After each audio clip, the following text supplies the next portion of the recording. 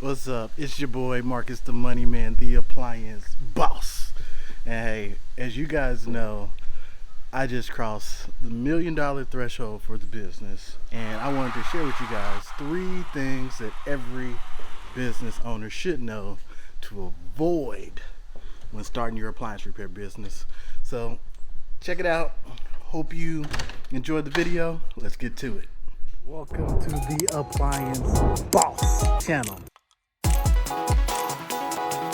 What's up? It's your boy Marcus the Money Man, the Appliance Boss, and in this video we're talking about three things that you can avoid when starting an appliance repair business. Now, if you don't know, I started my appliance repair business back in 2020 and right in the middle of the pandemic, and I tell you, I made every mistake possible. So I live by the mantra, you fail fast and you learn. So I grinded out from that point. So I did everything that you could possibly do wrong. I did everything that you could possibly do right. The main thing is I listened to Mike Sneed in Appliance Bootcamp when starting out. And then of course you have to venture and find your own ways. But the one thing when you're starting out that you can avoid is hiring too fast. So it may seem obvious to you, but you want to grow, you're getting business, you got calls coming in, and you may say, well, this thing is going to last forever. One main thing is you don't know what the market cycle looks like. So if you're not documenting how many calls you're getting, and especially as your business is increasing the type of calls that you're getting during what season, you may not understand what does that season cycle look like. And that is very important when you're starting out. So what'll happen is you may get 10 calls in November, and when you come back around to the next November, you may say, well, I've been increasing my marketing, or I've been increasing the number of partners I'm working with, so this 10 calls is going to be 30. But it may be 10 again because you don't understand the cycle of the business, the other businesses that you partner with, and it can bring on extra stress. So hiring too fast, it can add that extra stress. In addition, if you hire too fast and you don't have the right systems in place, you won't be able to effectively manage. So most people think if I bring somebody on, I gotta be able to teach them how to do the job. Or I have to find somebody with experience and they'll just magically acclimate into my business. And if you've never managed anybody before, you're gonna have major stress. So hiring is one of the main things of failure because you'll have cash flow problems, not understanding when the cash is supposed to come in, when it's supposed to come out. You're not managing properly. So what that'll happen is they'll be doing something that in your head you don't want them to do, or is causing a financial burden or stress, and that's gonna cause issues as well. In addition to that, people at the very beginning, they're looking for you. They're looking to hire you. They see your name. So when somebody else comes, so they call Marcus out and Steve shows up, you're not Marcus. I see the reviews for Marcus. My friend told me about Marcus. Who is this Steve guy? So if you don't have the processes in place so they can get the same experience, positive experience, man, you may take a branding hit. No, you're gonna take a branding hit. So no matter what you do or how you do it, nobody's gonna do the job like you do the job.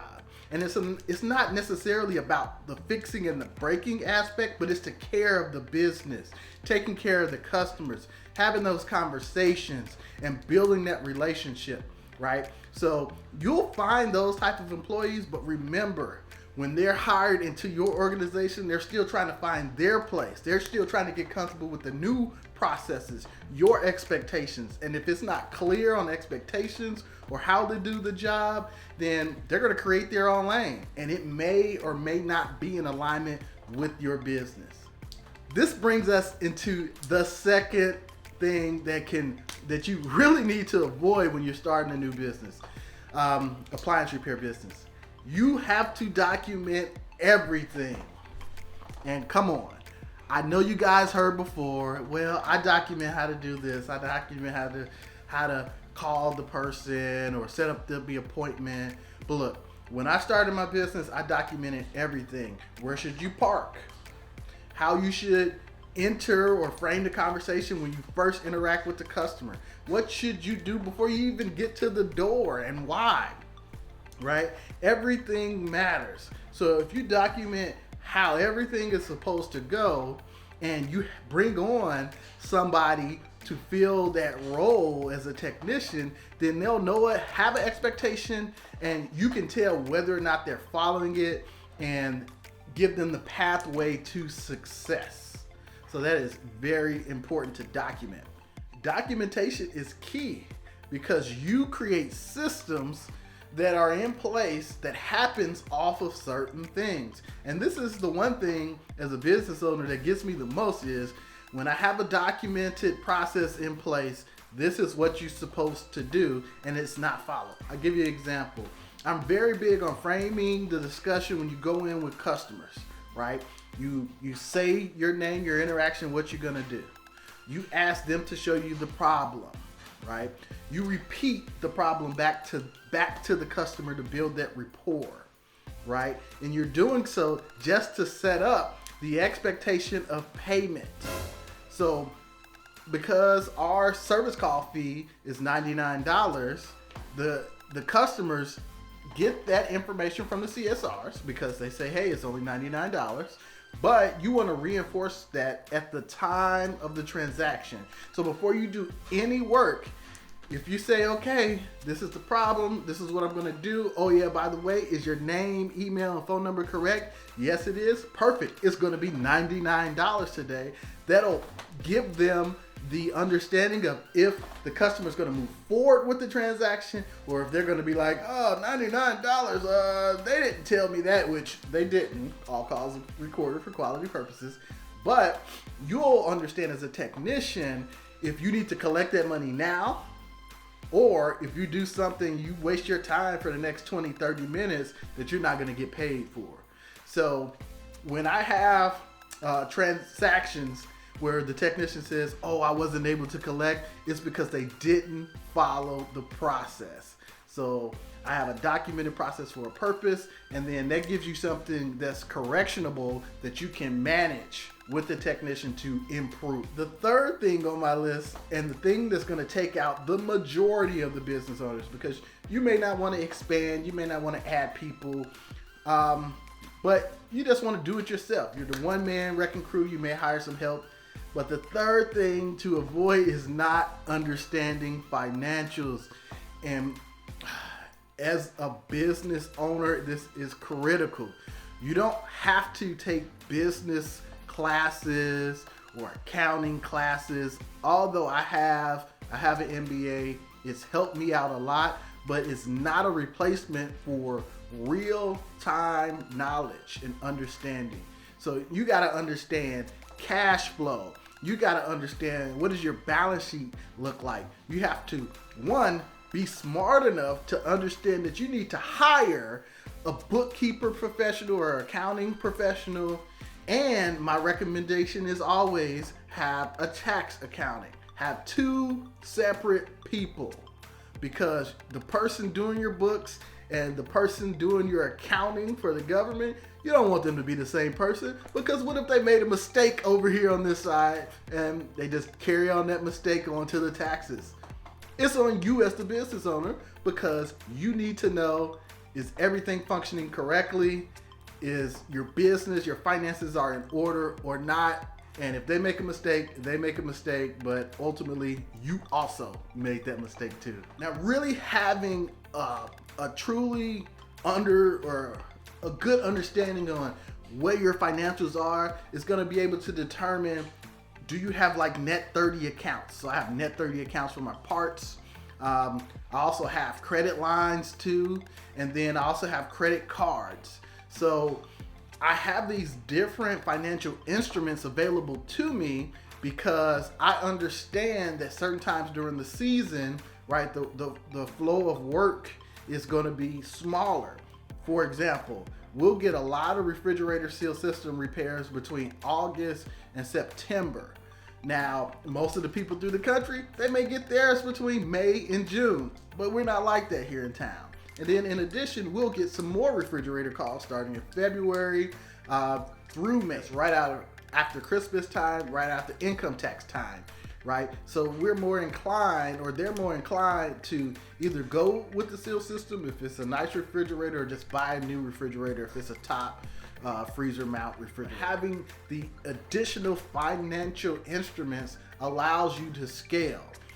Say for instance, or not for instance, I expanded into a different area after a year and a half in business. Was it a year and a half? About a year and a half in business. We moved into a different area. We initially hired 3 people, 2 people came on. That's a whole nother video in itself, why you should hire and expect people not to show. But we got 2 great guys in the area. But in doing so, we had to purchase vehicles, plural.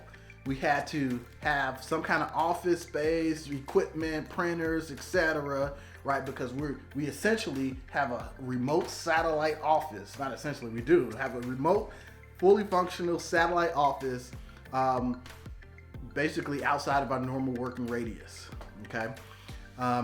And you can't necessarily do that if you're gonna halt your cash flow. So it costs, roughly 40 grand to get started from scratch. So I mean, going from having absolutely nothing one day to you're running calls within, I think we were running calls within 3 weeks.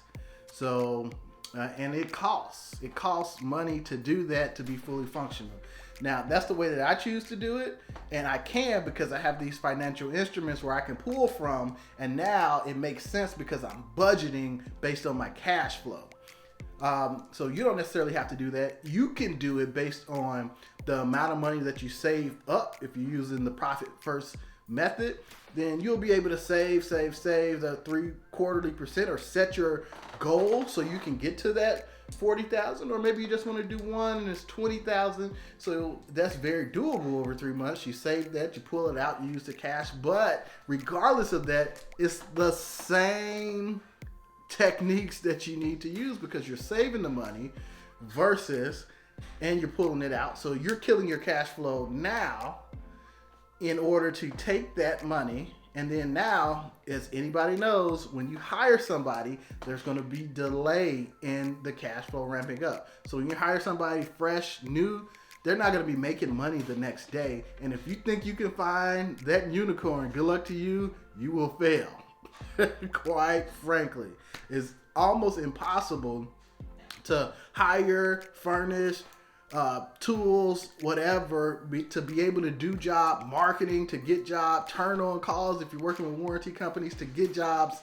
It's almost impossible to do so without spending money. So it always takes money to make money. But these are the 3 things. Again, hiring too fast, right? Definitely avoid it. Not understanding your financials, definitely avoid it. And not documenting everything, because you won't have a repeatable process where people can learn and grow and do better. So if you liked anything in this video, please comment below. What are some things where you messed up, or things that you guys think you should avoid? And also give a like to the video. So I'm just trying to get some topics for everybody so you can watch and grow and learn something. And if you want to, jump in the Facebook group, because in the group soon, I'm going to show you how I accelerate my technicians from knowing absolutely nothing to giving them the ability to run calls and make money within 3 weeks. So hope you liked the video. Catch you next time.